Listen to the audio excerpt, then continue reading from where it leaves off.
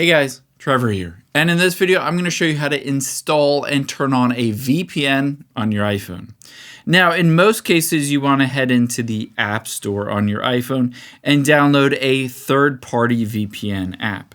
So we can just tap on search at the bottom right. And then on search, we'll just type in VPN and hit search. Now, after we've done that, you can see a number of VPN apps that get great reviews. I've used this one in the past, VPN Super Unlimited Proxy. So I'm just going to tap on it and install that app onto my iPhone.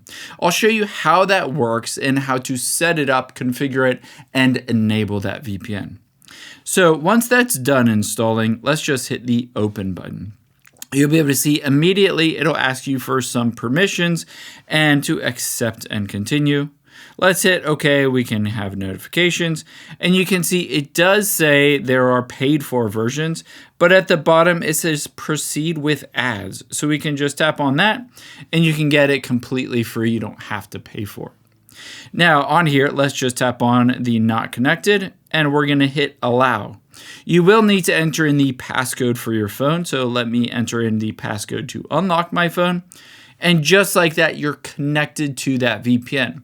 Now, if you wanted to quickly disconnect and reconnect, all you need to do is either go into that app, or you can see if I swipe down, I'm connected to the VPN. It shows me at the top left. I can just go into my settings, and if I go back to the beginning of my settings, there is VPN. To disconnect, I can toggle it off. And then just to reconnect, I can toggle it back on if I want to initiate that VPN again. I hope this helps. If it did, hit the subscribe button down below and leave a comment if you have any questions.